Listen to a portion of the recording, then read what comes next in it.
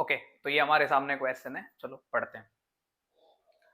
A block of weight 100 Newton is suspended by copper and steel wires of same cross sectional area 0.5 centimeter and length √3 meter and 1 meter respectively।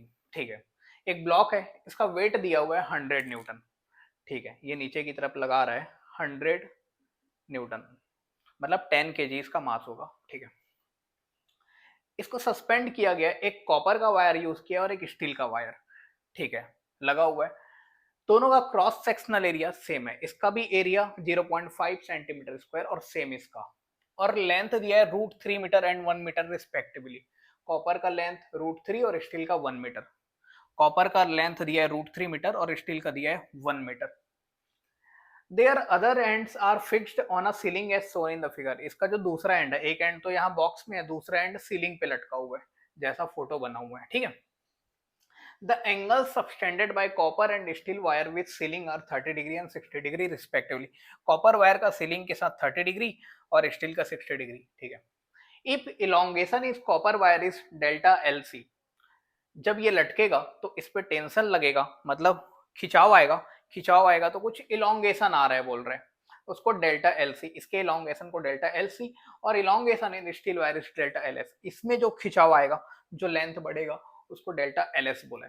Then the ratio of delta L S का निकालना है। ठीक है, और दिया है जब ये इलोंगेशन निकालना है, उसके लिए Young's modulus for copper and steel are this and this respectively. चलो सॉल्व करते हैं, क्वेश्चन पढ़ चुके हैं, सारे इंफॉर्मेशन हमारे यहाँ पास दिए हैं, 30 डिग्री 60 डिग्री इलोंगेशन। अब हम लोग क्वेश्चन को साफ कर देते हैं। हम लोग को निकालना क्या है, डेल एल सी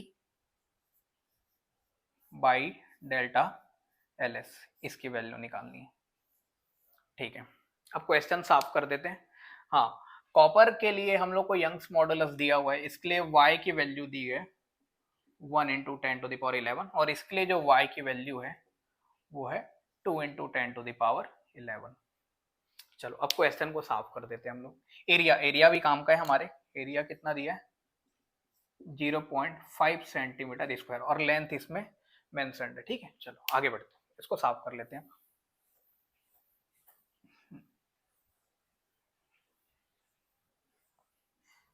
चलो अब इसका फोटो बनाते हैं वापस से, साफ साफ फोटो। एक हमारे पास सीलिंग है, एक ब्लॉक है, नीचे की तरफ उसमें वेट लग रहा है 100 न्यूटन, एक ऐसा स्टील का वायर है, लेंथ 1 मीटर, ये एंगल बना रहा है 60 डिग्री, और इधर से एक कॉपर का वायर है, ये एंगल बना रहा है 30 डिग्री। ठीक है, जैसे ये लटका हुआ है तो इसमें टेंशन आएगा। अगर मैं ब्लॉक पर खड़े होकर देखूंगा तो इधर आ रहा है टेंशन T1, इसको बोल देते हैं स्टील के लिए T1, और कॉपर के लिए हम लोग बोल दिए T2। स्टील के लिए हम लोग S यूज कर लेते हैं और कॉपर के लिए हम लोग C यूज कर लेते हैं। चलो आगे बनाते हैं। ये 60 डिग्री है तो ये एंगल भी 60 डिग्री होगा, वो 30 है तो ये भी 30 डिग्री। क्योंकि ये रेस्ट पर रखा हुआ है तो इस पर हम लोग, ठीक है, इलोंगेशन छोटा मोटा होगा, ज्यादा नीचे नहीं जाएगा, ऐसा मान के चलते हैं। ये रेस्ट पर है तो अब इसके फोर्सेस को बैलेंस करते हैं। ये टी एस है तो इधर आएगा टी एस का cos 60, और ऊपर की तरफ आएगा टी एस का sin 60। सेम इधर टी सी का cos 30 और ऊपर की तरफ टी सी का sin 30। अब क्योंकि ये रेस्ट में है तो जितने ऊपर फोर्स लग रहे उतने नीचे लगेंगे, जितने लेफ्ट में लग रहे उतने राइट में लगेंगे। ठीक है, तो राइट वाला फोर्स हमारा टी सी cos 30, ये बराबर जो लेफ्ट वाले के बराबर हो जाएगा टी एस का cos 60। ठीक है, तो यहाँ से cos 30 की वैल्यू लिख ली हम लोग √3/2, और ये हो गया 1/2, मतलब √3TC बराबर आ गया TS के। चलो इतना कर लिया, अब ऊपर वाले को नीचे वाले के बराबर कर लूंगा और दो इक्वेशन बनेगा, उससे TC और TS की वैल्यू कैलकुलेट कर लूंगा। चलो अभी मैं वो कैलकुलेट नहीं कर रहा हूँ क्योंकि हम लोग को इस क्वेश्चन में वो निकालने की जरूरत भी नहीं पड़ने वाली है, तो हम लोग आगे बढ़ते हैं जो अपने को देखना है। अब इसमें इलोंगेशन मेरे को लिखना है, उसके लिए मेरे को यंग्स मॉडुलस दिया है। चलो यंग्स मॉडुलस का यूज करते हैं। Young's modulus for copper, copper के लिए यंग्स मॉडुलस का फॉर्मूला होता है स्ट्रेस अपॉन स्ट्रेन। स्ट्रेस होता है, लिख लेते हैं एक बार, ठीक है, स्ट्रेस बाई स्ट्रेन, और स्ट्रेस होता है फोर्स पर यूनिट एरिया।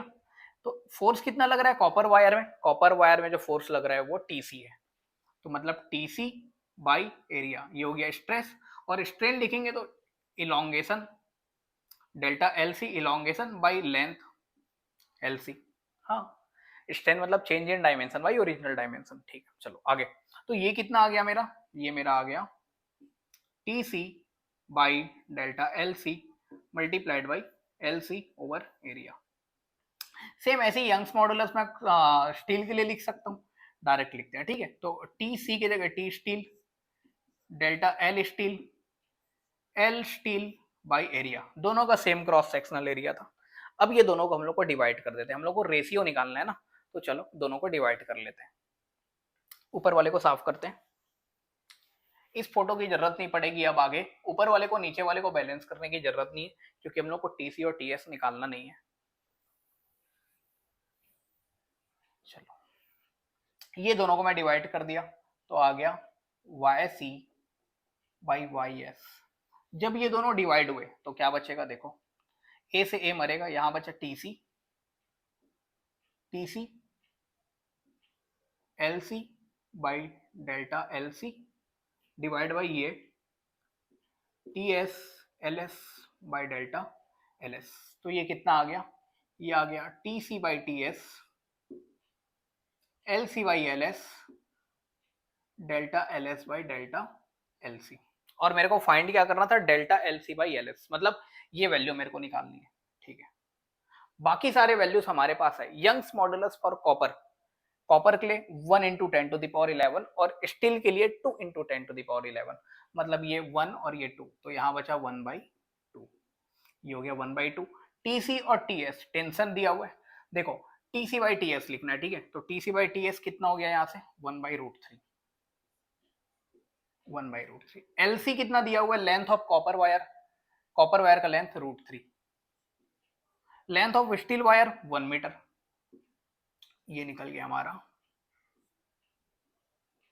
तो ये दोनों कैंसिल हो गए, मतलब 1/2 आ गया हमारा delta L S by delta L C. पर मेरे को उसका रेसिप्रोकल करना पड़ेगा, तो हमारा यहाँ पास आंसर आ जाएगा 2। तो इसका आंसर 2 है।